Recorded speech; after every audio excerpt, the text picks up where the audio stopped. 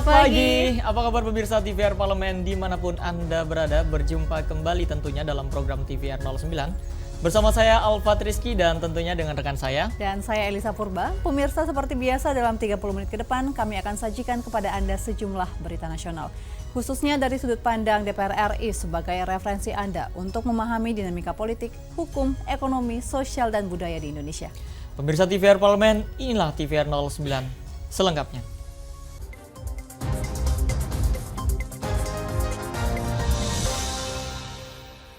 Pemirsa, jelang Idul Fitri 1445 Hijriah, pertumbuhan ekonomi di Kota Tangerang dalam kondisi terkendali. Untuk itu BPS Kota Tangerang mencatat indeks inflasi di Kota Tangerang di angka 3,62%. BPS Kota Tangerang mencatat indeks inflasi di Kota Tangerang di angka 3,62%. Meski begitu, anggota Komisi 11 DPR RI mengimbau Tim Pengendali Inflasi Daerah atau TPID Kota Tangerang perlu menyusun strategi khusus untuk mengantisipasi potensi inflasi naik menjelang Idul Fitri. Andreas Susetio mengutarakan, tantangan utama perekonomian saat ini adalah inflasi yang terlalu cepat naik. Bank Indonesia yang memiliki kewenangan menstabilkan nilai rupiah perlu ikut turun melakukan upaya penurunan harga khususnya bahan pokok. Pengendalian inflasi yang efektif harus dilakukan terutama menjelang hari raya keagamaan seperti Idul Fitri, di antaranya dengan menjaga ketersediaan pasokan dan mengawal kelancaran distribusi pangan. Bank Indonesia ini melalui tim pengendalian inflasi daerah yang melibatkan pemerintah daerah itu selalu menerapkan di dalam pengendalian inflasi mengikuti gejolak harga itu dengan strategi yang disebut dengan 4K, yaitu masalah ketersediaan, kemudian masalah bagaimana distribusi, terus kemudian juga masalah komunikasi, dan yang terakhir itu adalah masalah keterjangkauan harga. Dalam kesempatan ini, pihak Bank Indonesia menyampaikan upaya BI menjaga inflasi tetap terkendali pada Idul Fitri 1445 Hijriah, yaitu mengintensifkan sinergi pengawasan bersama Satgas Pangan Kota Tangerang dan aparat penegak hukum terkait kenaikan harga pangan yang tidak wajar di pasar tradisional dan pasar modern, serta mitigasi gangguan distribusi dari sentra produksi ke Banten. Dari Banten, Nur Fuad, TVR Parlemen, melaporkan.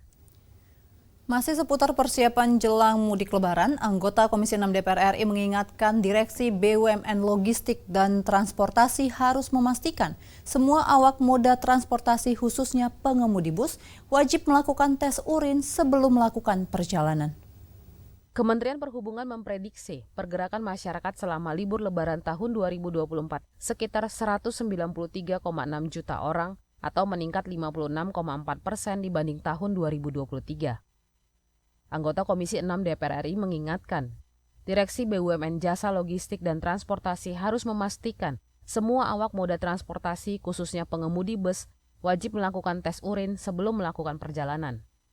Husni menegaskan, kesalahan manusia atau human error sering menjadi faktor dominan penyebab terjadinya kecelakaan. Bahkan tidak sedikit kasus kecelakaan bus disebabkan pengemudi bus menggunakan narkoba sebelum melakukan perjalanan. Untuk itu, Direksi BUMN Jasa Logistik dan Transportasi wajib melakukan pemeriksaan tes kesehatan dan tes urin kepada seluruh pengemudi bus antar kota antar provinsi milik BUMN sebelum melakukan perjalanan jarak jauh, demi meningkatkan kenyamanan dan keselamatan penumpang.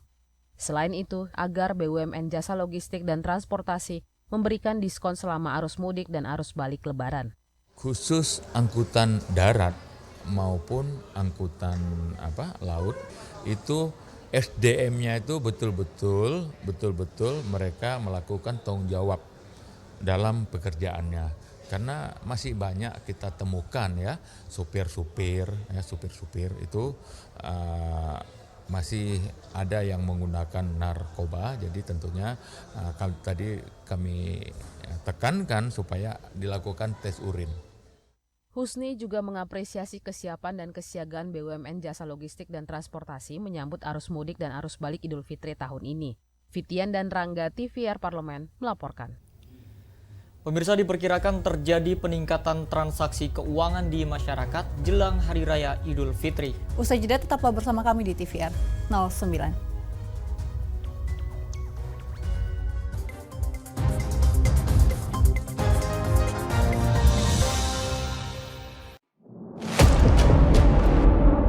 sini ditambang. Konflik yang terjadi, Sini tidak mengizinkan. masalah yang tersisihkan menjadi kesenjangan sosial. Ya namanya rakyat kecil gak bisa apa-apa, mau komplain juga gak didengar. Sebab apa? Itu menyangkut isi perut kami semua. Bagaimana memutus keterbatasan untuk didengar? Jadi kalau misalnya masyarakat sudah merasa tidak lagi ada yang memperjuangkan aspirasinya, maka masyarakat memang sangat berhak untuk meminta dewan yang mewakili mereka di parlemen. Kami menyusuri batas-batas peristiwa, mengurai berbagai polemik yang terjadi, meluruhkan suara-suara marginal, menjadi nyata dalam setiap aspirasi, melaksanakan tugasnya sebagai wakil rakyat. Saksikan Aksi Dewan setiap hari Senin dan Rabu pukul 10.30 waktu Indonesia Barat hanya di TVR Parlemen.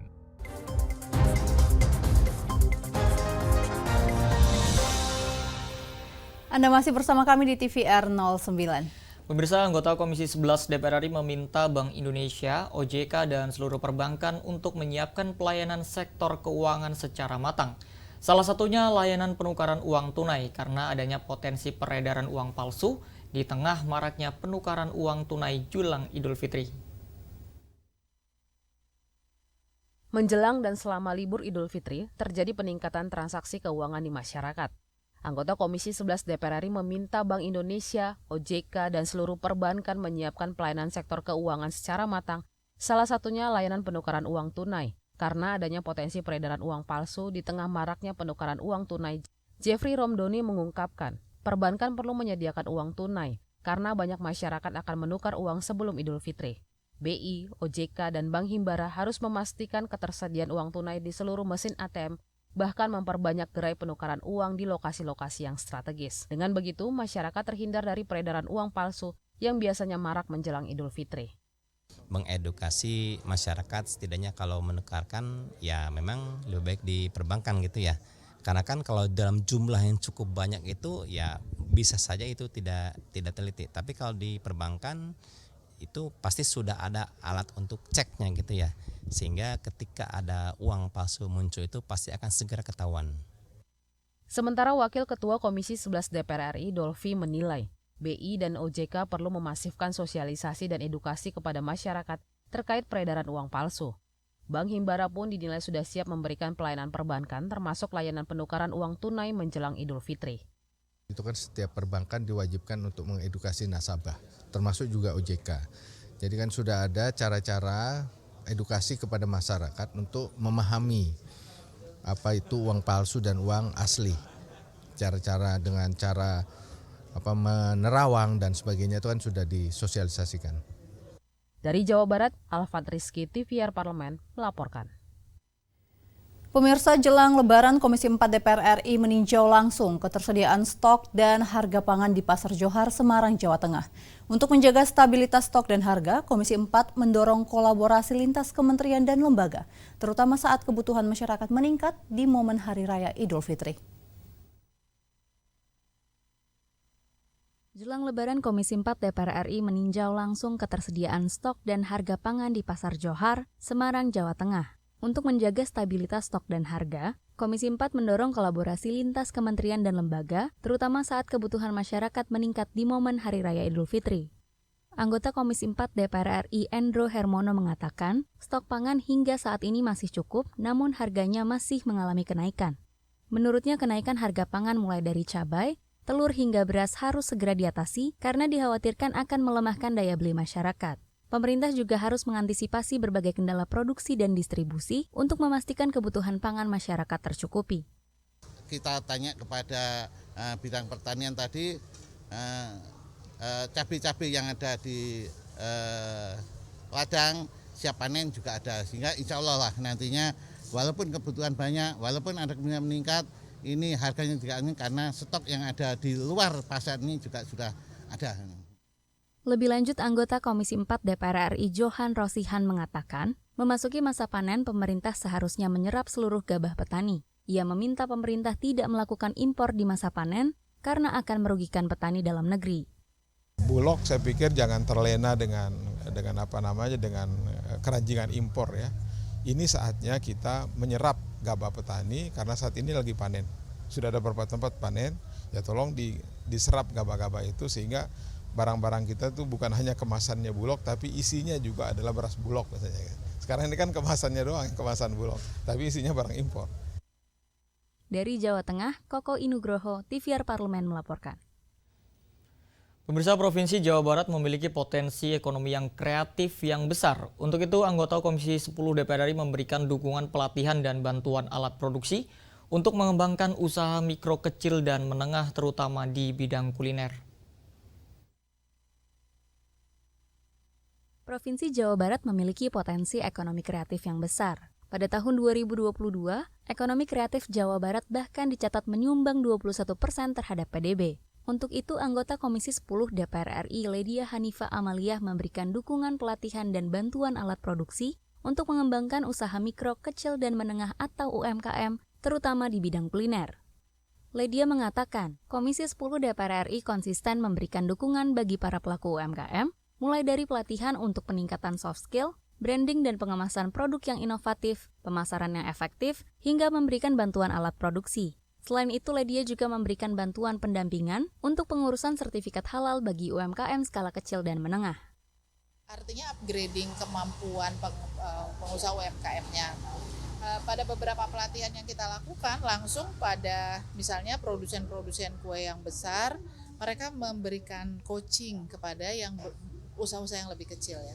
Nah, kami juga memberikan dukungan, pelatihan sampai kemudian mereka bisa memiliki sertifikat halal.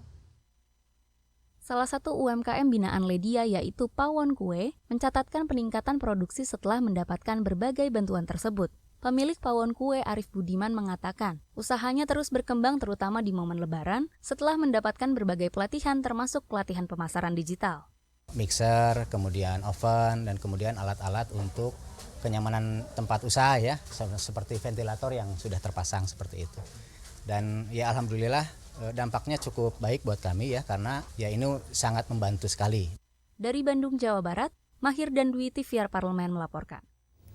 Pemirsa, suasana Idul Fitri di seluruh Indonesia tentu tidak hanya identik dengan silaturahmi maupun mudik semata. Kegembiraan menyambut Idul Fitri biasanya juga diungkapkan dengan berbagi kue kering atau makanan khas Lebaran.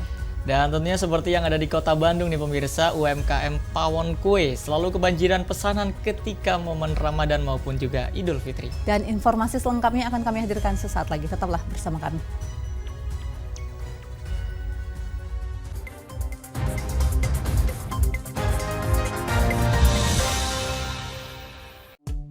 DPR RI memiliki fungsi diplomasi dalam menjalankan politik luar negeri sesuai dengan pasal 116 Undang-Undang MD3. Kontribusi aktif BKSAP DPR RI memainkan peranan penting dalam memenangkan persaingan global melalui IPU, IPA, IPPF, AIPA, dan PUIK. BKSAP memiliki komitmen yang tinggi dalam krisis kemanusiaan dunia. Fungsi diplomasi dijalankan untuk mendukung upaya pemerintah dalam melaksanakan politik luar negeri.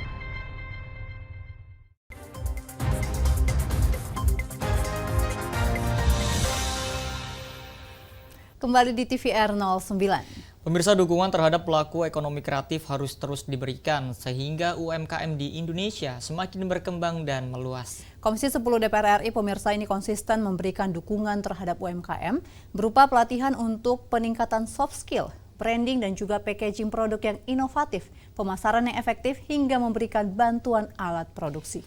Dan pemirsa, saksikan informasi selengkapnya yang telah dihimpun oleh tim redaksi TVR Parlemen dalam Lensa Parlemen untuk Anda.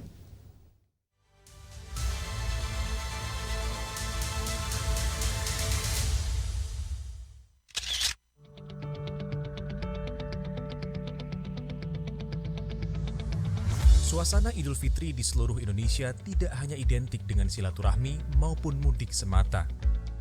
Kegembiraan menyambut Idul Fitri biasanya juga diungkapkan dengan berbagi kue kering atau makanan khas Lebaran. Seperti yang ada di Kota Bandung, UMKM Pawon Kue selalu kebanjiran pesanan ketika momen Ramadan maupun Idul Fitri. Dukungan terhadap pelaku ekonomi kreatif harus terus diberikan sehingga UMKM di Indonesia semakin berkembang dan meluas. Dukungan tersebut telah dilakukan oleh DPR RI melalui program aspirasi yang dimiliki. Kalau Komisi 10 kan selain kita memberikan pelatihan, kemudian soal kemasan, ya, pemasaran, juga kemudian yang kita lakukan adalah kalau kemudian ada peluang-peluang bantuan alat produksi, itu yang jadi penting ya. Jadi memang bukan dalam bentuk memberikan bantuan biaya, tetapi alat-alat produksi, terus melatih pemasaran, artinya upgrading kemampuan pengusaha UMKM-nya. Pada beberapa pelatihan yang kita lakukan langsung pada misalnya produsen-produsen kue yang besar, mereka memberikan coaching kepada yang usaha-usaha yang lebih kecil ya. Salah satu UMKM binaan anggota Komisi 10 DPR RI Ledia Hanifa, Pawon Kue merasakan dampak baik dari dukungan Komisi 10 DPR RI.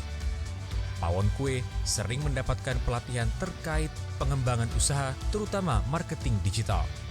Bantuan alat produksi seperti oven, mixer, serta ventilator sangat bermanfaat pada peningkatan jumlah produksi apalagi saat Lebaran. Khususnya dalam produksi kue begitu. Alhamdulillah di tahun kemarin kita mendapatkan bantuan peralatan dalam bentuk mixer, kemudian oven, dan kemudian alat-alat untuk kenyamanan tempat usaha ya, seperti ventilator yang sudah terpasang seperti itu.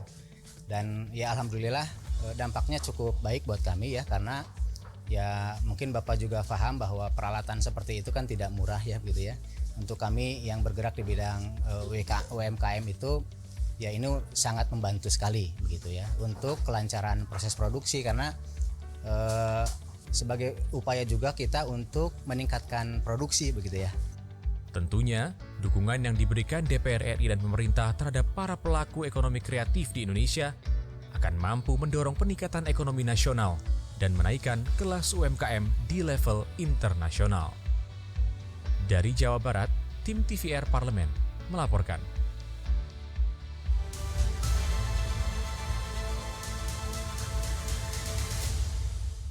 Ya, pemirsa, film tentunya menjadi salah satu hiburan yang digemari berbagai kalangan. Dapat kita nikmati di platform online maupun di bioskop dengan berbagai genre.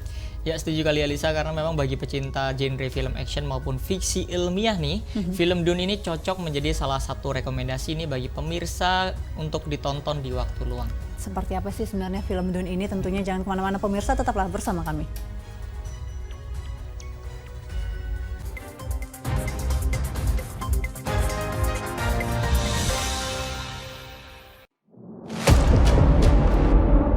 Sini ditambang. Konflik yang terjadi. Sini tidak mengizinkan. Masalah yang tersisihkan menjadi kesenjangan sosial. Ya namanya rakyat kecil gak bisa apa-apa, mau komplain juga gak didengar. Sebab apa? Itu menyangkut isi perut kami semua. Bagaimana memutus keterbatasan untuk didengar? Jadi kalau misalnya masyarakat sudah merasa tidak lagi ada yang memperjuangkan aspirasinya, maka masyarakat memang sangat berhak untuk meminta dewan yang mewakili mereka di parlemen. Kami menyusuri batas-batas peristiwa, mengurai berbagai polemik yang terjadi, meluruhkan suara-suara marginal, menjadi nyata dalam setiap aspirasi, melaksanakan tugasnya sebagai wakil rakyat. Saksikan Aksi Dewan setiap hari Senin dan Rabu pukul 10.30 waktu Indonesia Barat, hanya di TVR Parlemen. DPR RI memiliki fungsi diplomasi dalam menjalankan politik luar negeri sesuai dengan pasal 116 Undang-Undang MD3. Kontribusi aktif BKSAP DPR RI memainkan peranan penting dalam memenangkan persaingan global melalui IPU, IPA, IPPF, AIPA, dan PUIK. BKSAP memiliki komitmen yang tinggi dalam krisis kemanusiaan dunia. Fungsi diplomasi dijalankan untuk mendukung upaya pemerintah dalam melaksanakan politik luar negeri.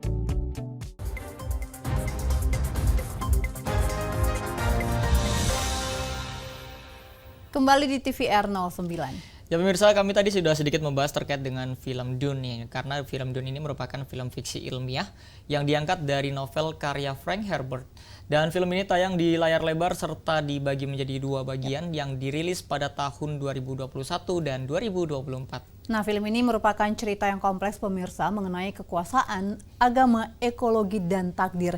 Sehingga tidak heran nih jika banyak penonton ataupun pembaca dari novel Dune ini terpancing membuat teori-teori mengenai kekuasaan yang ada di dunia nyata. Lengkap sekali kayaknya Elisa nih menjelaskannya. Dan pemirsa, mari tanpa berlama-lama lagi, mari kita saksikan tayangan Teorema Kekuasaan di Jakat Dune dari Herbert, Khaldun hingga Yunani klasik pada segmen Intips, Informasi dan Tips berikut ini.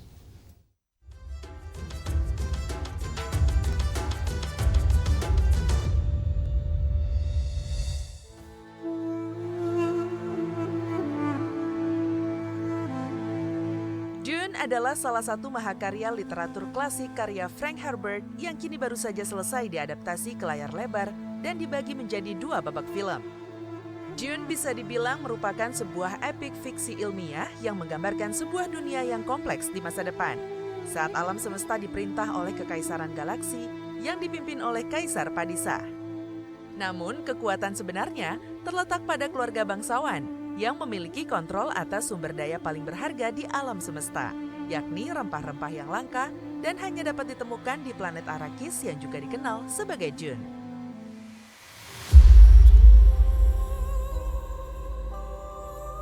Cerita dimulai dengan Paul Atreides, anak laki-laki dari Duke Leto Atreides yang ditugaskan untuk mengambil alih pengelolaan Arrakis setelah keluarganya menggantikan House Harkonnen. Tapi kekuasaan di Arrakis tidaklah mudah, karena mereka harus menghadapi intrik politik, perang, dan bahaya alam semesta, termasuk makhluk-makhluk raksasa yang hidup di gurun. Saat Paul beradaptasi dengan kehidupan baru di Arrakis, dia mulai menyadari bahwa dia memiliki kemampuan yang luar biasa, termasuk kemampuan untuk meramalkan masa depan dan mempengaruhi alam semesta. Dune adalah cerita yang kompleks dan mendalam tentang kekuasaan, agama, ekologi, dan takdir yang memukau pembaca dengan gambaran yang kaya akan dunia yang diciptakan oleh Frank Herbert. Lantas bagaimana kita membaca Dune dengan teori kekuasaan yang sebenarnya ada di dunia nyata?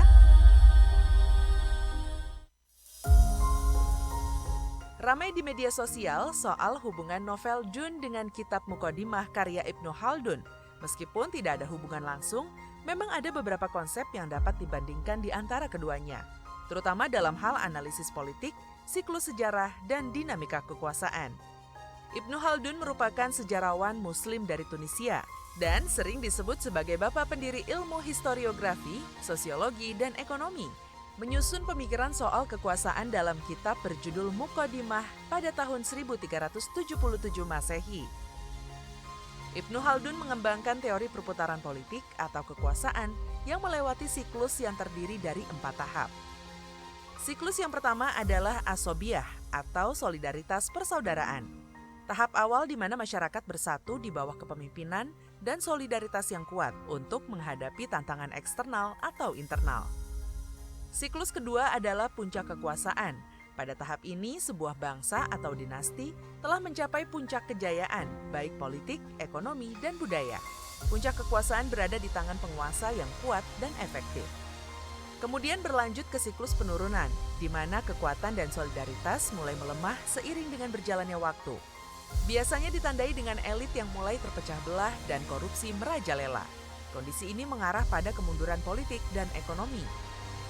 Tahap terakhir adalah kehancuran. Pada tahap ini, peradaban mengalami keruntuhan total.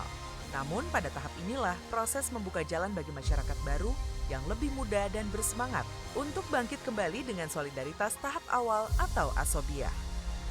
Jauh sebelumnya, Plato, pemikir filsafat Yunani, dalam karyanya Republik yang ditulis pada sekitar 360 tahun sebelum Masehi, menyajikan gambaran tentang 5 bentuk pemerintahan yang berubah secara berurutan satu sama lain. Siklus tersebut mencakup aristokrasi, timokrasi, oligarki, demokrasi, dan tirani. Menurutnya, siklus ini bisa berulang karena setiap bentuk pemerintahan memiliki cacatnya sendiri yang akhirnya menyebabkan kejatuhan dan penggantian oleh bentuk pemerintahan yang berbeda. Nah, itu tadi pemirsa, informasi seputar teori perputaran kekuasaan.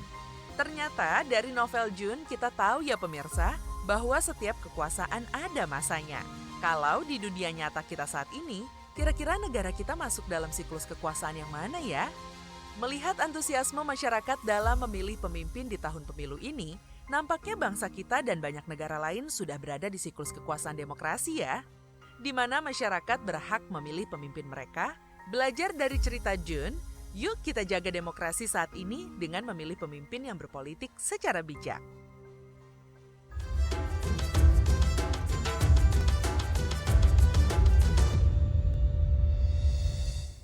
Ya pemirsa, itu tadi cuplikannya mengenai film Dune yang tentunya bisa menjadi rekomendasi buat pemirsa tonton di akhir pekan ini ya. Apalagi sambil nunggu buka puasa ya Elisa ya. Benar sekali, ngabuburit ceritanya. Betul.